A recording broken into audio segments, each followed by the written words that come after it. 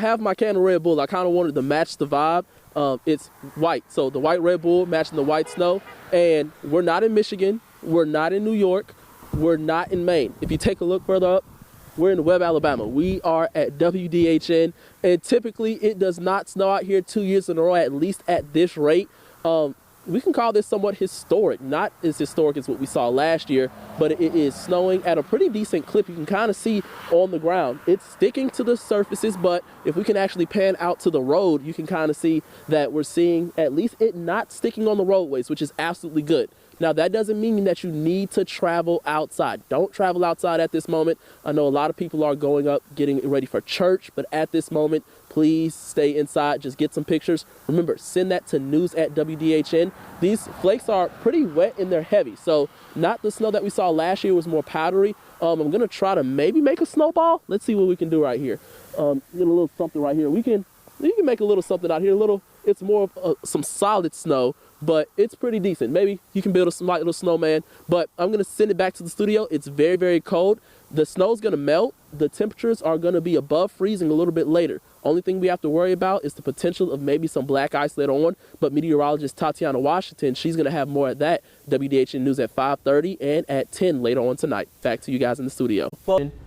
Right over here to see if that is maybe a potential area of some strong rotation. I'm Jordan. We're seeing they're issuing a tornado warning for Geneva and Houston County. That makes sense. Right over here near Esto. Probably makes sense. That's what I'm seeing. And it just lit up right over here. We're watching that strong area of rotation. Now a tornado warning. If you guys can cut in on air, if you're upstairs, cut in on air. We do have a tornado warning now for areas of Geneva County and going into Houston County.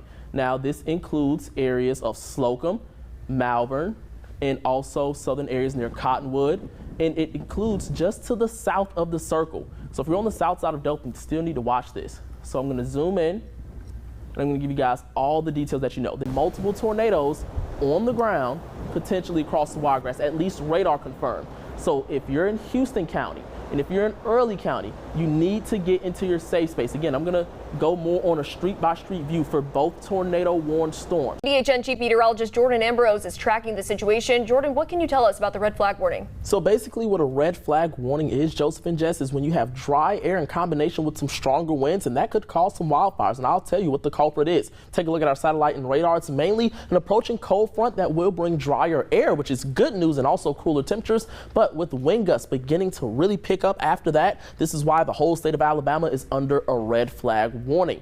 And it doesn't help that we're under some drought conditions, mainly in the severe category, but even extreme drought conditions in areas of southeastern Houston County, in areas of Early County and Covington County as well. You put that in combination with wind gusts up to 20 to 30 miles per hour beginning around 10 a.m., around 29 miles per hour here in Dothan, and then really beginning to dwindle down for your afternoon and evening around 7 p.m. This is why we're under that red flag warning. Now, the long range forecast does show that high pressure will remain across the region, and then after that, maybe an area of low pressure developing. So nothing has been designated by the National Hurricane Center, but the Climate Prediction Center does show that we do have an area, particularly in the Gulf, that could develop maybe in the next week or two between July 16th and July 22nd. So this is by the Climate Prediction Center, so there is some hinting that we could see the possibility of some development in the Gulf, so something that we need to watch out for later on down the line. Storm Team Forecast with Chief Meteorologist Jordan Ambrose.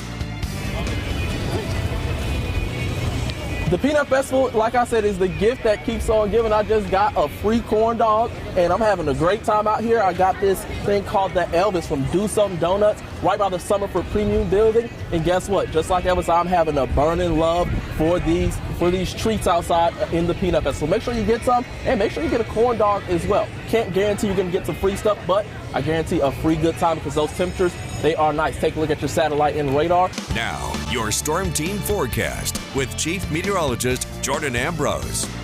Temperatures sitting in the mid-70s here in Dothan, the upper 70s as you go closer to Montgomery, and even further out to your west, 81 degrees in Jackson, and that warm air will make its way into the Wiregrass, and it's mainly due to an area of high pressure continuing to get strong. Actually, further out to your west, we could see widespread temperatures 20 to 30 degrees above normal. Now here in southeast Alabama, about 10 to 20 degrees above normal due to this strong area of high pressure, bringing lots of heat to much of the lower 48. Here in the Wiregrass, sitting at 75 degrees here in the Circle City, 76 in Ozark, and even further down to your south, a little bit cooler, 68 degrees in Destin, Florida. High temperatures today did reach the mid to upper 70s, but the 80s will return to the tri-state region. Now, one thing that you have noticed maybe a little bit is maybe some smoke and wildfires ongoing across the region. Now that has dwindled down a little bit, but expect smoke to really begin to increase once again across the area, mainly because winds will begin to shift. You can see that in our hour-by-hour forecast. You can see the way those clouds begin to move. So we're going to see lows in the 50s, but after that, winds will begin to come out of the south. And you can tell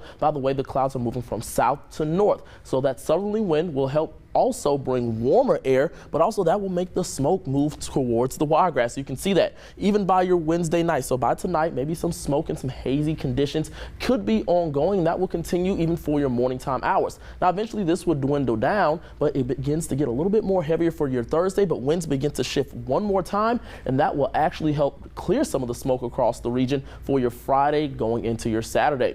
Now, the long-range forecast actually looks very, very dry, which isn't good for your drought conditions. We're still in a rainfall deficit. The new drought monitor does come out tomorrow, and I expect it to look a little bit worse, mainly due to the fact that we haven't seen any substantial rain in over a week. And the long-range forecast shows that continues, but there could be some light at the end of the tunnel. We're just seeing above average temperatures, but models have been hinting at the potential of maybe near or slightly above average precipitation across much of the lower 48. And that is something that we need, especially if we're going to get rid of those drought conditions across the tri-state region. Highs will remain in the 80s over the next few days, but a cold front will make its way through and cool us down back into the 70s, but temperatures will moderate back into the 80s in the long term. Your 7-day forecast looks pretty good. Sunny and dry. Again, not great for those drought conditions. The best chance of rain might be for your Saturday as that cold front makes its way through, but rain chances will remain relatively low and not so great for those drought conditions, and hazy skies could continue across the tri-state region all the way through your Friday and Saturday.